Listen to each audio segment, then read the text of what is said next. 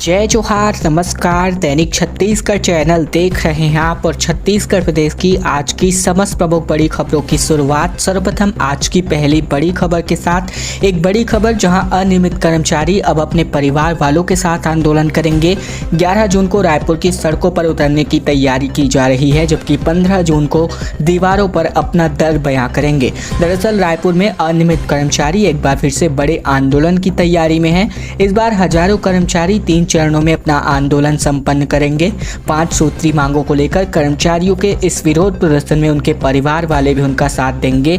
वो भी इस बार राजधानी की सड़कों पर उतरने वाले हैं। 11 जून को रायपुर में प्रदेश स्तरीय धरना प्रदर्शन करने वाले हैं। इसके बाद 2 अन्य चरणों में आंदोलन संपन्न होगा। इस प्रदर्शन को लेकर छत्तीसगढ़ अनियमित कर्मचारी मोर्चा के प्रदेश संयोजक गोपाल प्रसाद साहू ने बताया कि प्रदेश में कार्यरत अनियमित कर्मचारियों, संविदा कर्मचारियों, साथ ही दैनिक वेतनभोगी, कलेक्टर दर, श्रमायुक्त दर पर कार्य कररत जो भी कर्मचारी हैं, प्लेसमेंट, इसके अलावा मानदेय और ठेका कर्मचारी, साथ ही शिक्षा कर्मी, संविदा नियुक्ति कर्मचारियों ने एक साथ मिलकर आंदोलन की रूपरेखा तय कर दी है। एक बड़ी खबर अपडेट को लेकर, वेदर अपडेट को लेकर, जहां चक्रीय चक्रवात का एक बड़ा असर जो है आने वाले 3 दिन के अंतर्गत दिखने वाला है, जिसके अंतर्गत मौसम का मिजाज बदलने वाला है और इसको लेकर अलर्ट भी जारी हुआ है। बीते 3 दिनों से प्रदेश में अधिकतम तापमान नहीं बढ़ रहा है और अभी 2 दिनों तक पारा स्थिर रहेगा। इसके अलावा बात करें तो एक बार फिर से पारा तेजी से बढ़ सकता है। छत्तीसगढ़ के कई जिलों में पारा 3 डिग्री तक बढ़ सकता है। वहीं मौसम विज्ञान विभाग के मुताबिक दक्षिण छत्तीसगढ़ 2 से 3 डिग्री सेल्सियस की वृद्धि होने की संभावना है, जबकि तापमान में अभी 2 दिनों में विशेष परिवर्तन होने की संभावना नहीं है। इसके बाद उत्तर छत्तीसगढ़ की बात करें तो 1 से लेकर 2 डिग्री सेल्सियस तक पारा गिर सकता है। वहीं 1-2 स्थानों पर हल्की से लेकर मध्यम वर्षा तक की रिकॉर्ड जो है मंगलवार को दर्ज की गई।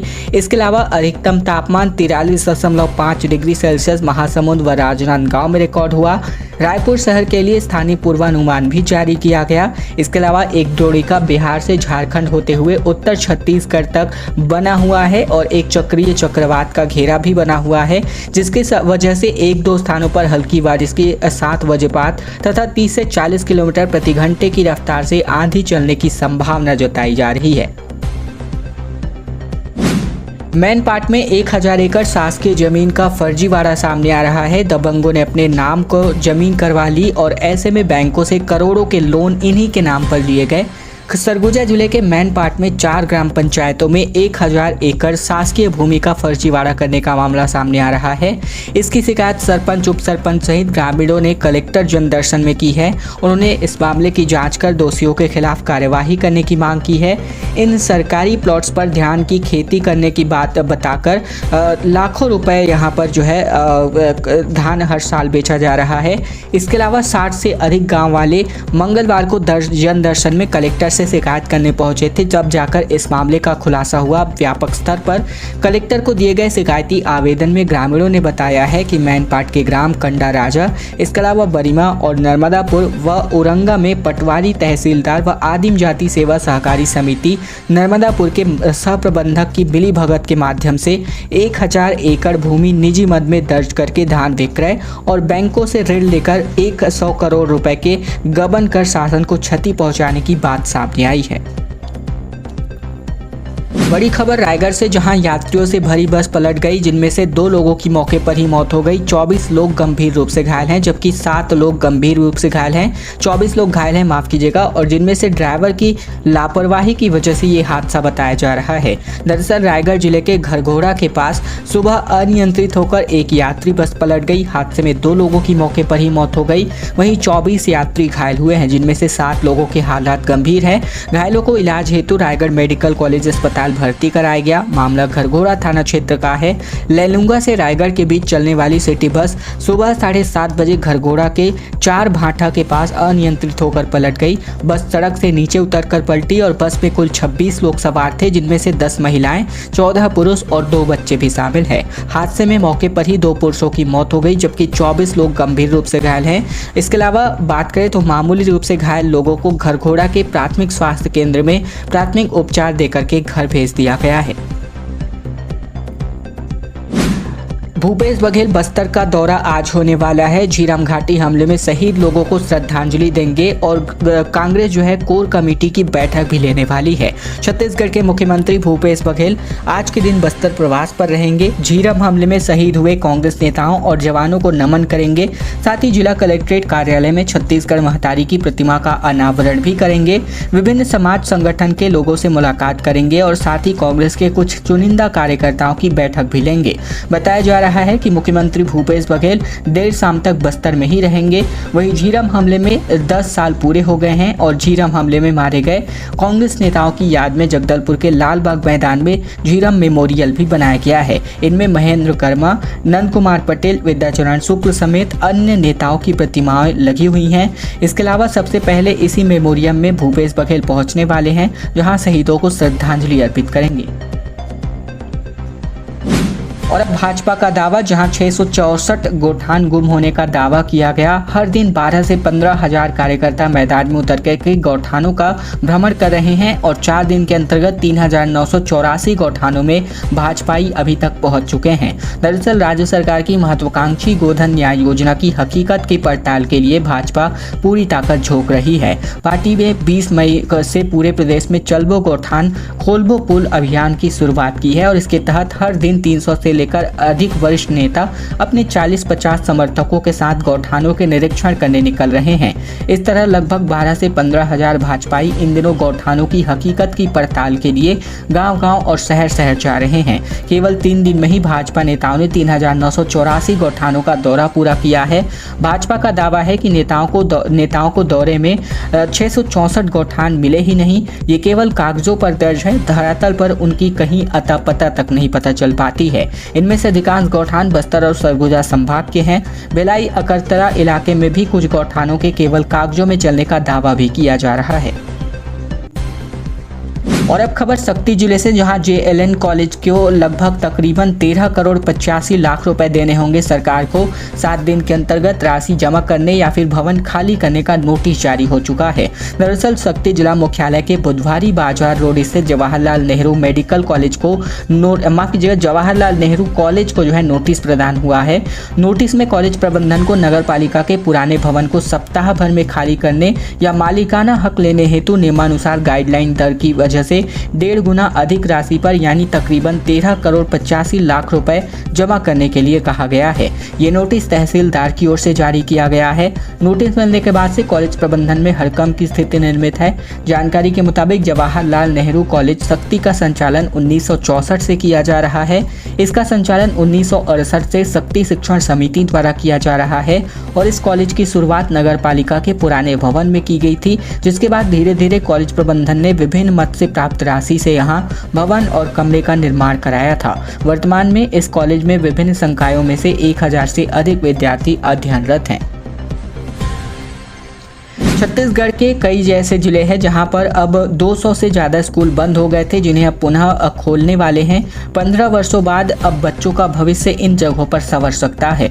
दरअसल नक्सल प्रभावित दक्षिण पश्चिम बस्तर के बीजापुर जिले में 16 से 17 वर्ष पूर्व नक्सलियों के खिलाफ तत्कालीन सरकार द्वारा प्रदान किए गए सलवा जुड़ूम अभियान की वजह से लगभग 200 से अधिक स्कूल बंद कर दिए गए थे, जिनमें से 200 स्कूलों को पुनः खोला गया है, जिसके कारण 6920 बच्चों का जीवन अब शिक्षा प्रकाश से गूंजने वाला है।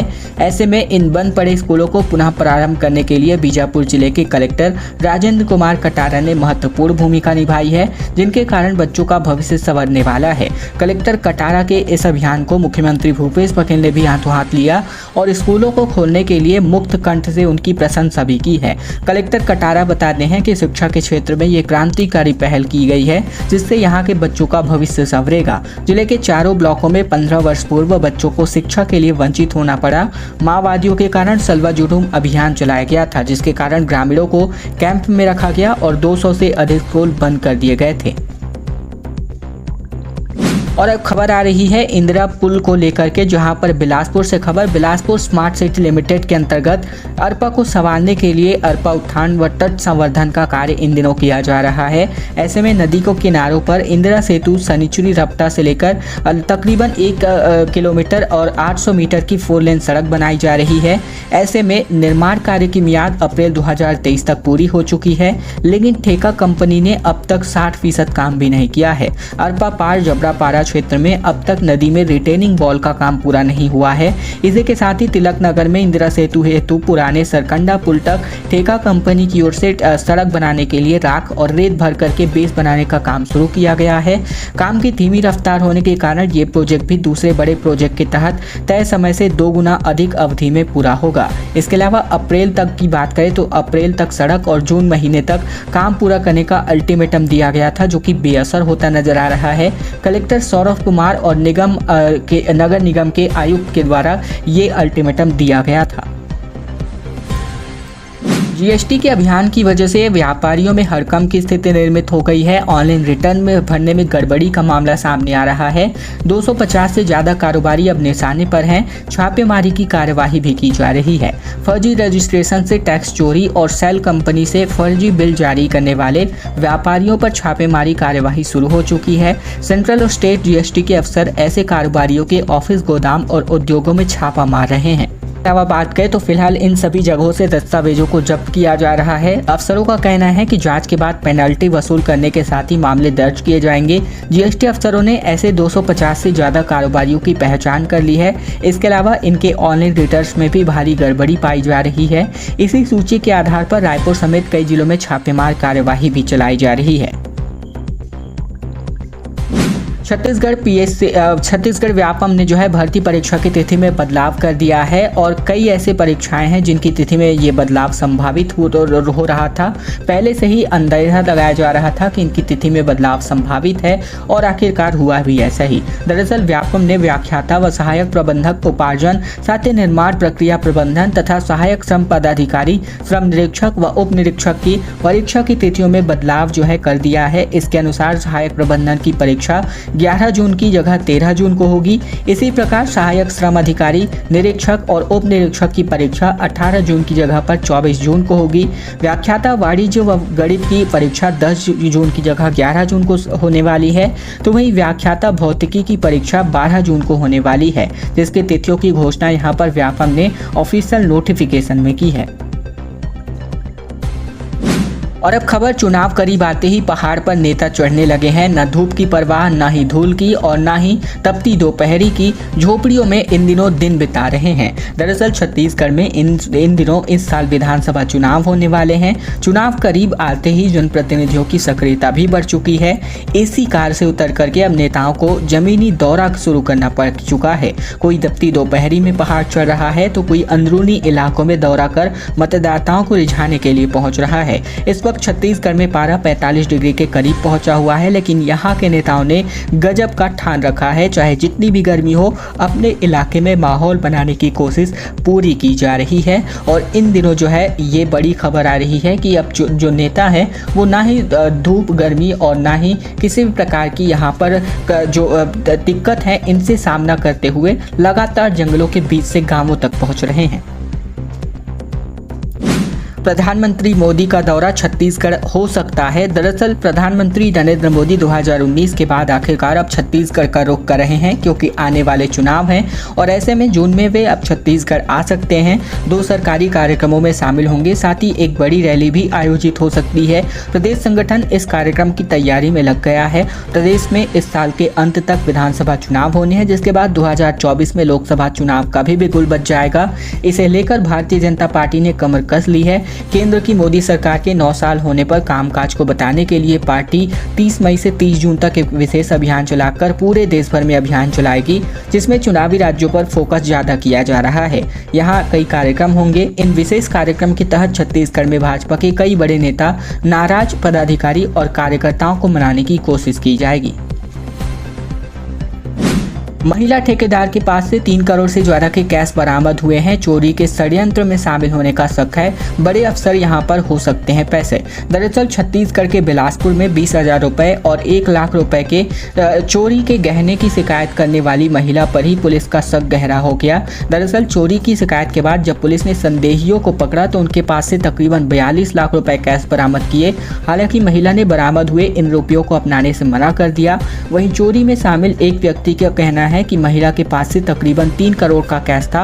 वह व्यक्ति पुलिस की मुखबिरी करता था। ऐसे में अब वन विभाग ने ठेका लेने वाली महिला से भूमिका के संदेह में है, क्योंकि माना जा रहा है कि चोरी की इस साजिश में वह खुद भी शामिल हो सकती हैं। इस केस में पुलिस की जांच पर भी सवाल उठ रहे हैं। आरोपियों से बरामद किए गए लाखों रुपए को पुलिस ने संदिग्ध मानकर जब्ती बनाई है। वहीं अब तक रुपए के बारे में सही जानकारी पुलिस नहीं जुटा पाई है। रायपुर स्मार्ट सिटी को इंटरनेशनल अवार्ड मिला है। घरों में डिजिटल डोर नंबर लगाए जा रहे हैं और इन्हीं प्रोजेक्ट के लिए हांगकांग में सम्मान दिया गया है। छत्तीसगढ़ के रायपुर स्मार्ट सिटी को हांगकांग में इंटरनेशनल अवार्ड से सम्मानित किया गया। ये अवार्ड शहर के घरों में लग रहे डिजिटल डोर नंबर प्रोजेक्ट के लिए दिया गया है, जिसके बाद स्मार्ट सिटी के मैनेजिंग डायरेक्टर ने प्रोजेक्ट से जुड़े सभी लोगों को बधाई भी दी है। ये अवार्ड हांगकांग में द एसेट ग्रुप द्वारा आयोजित किए गए द एसेट AAA अवार्ड्स में दिया गया है।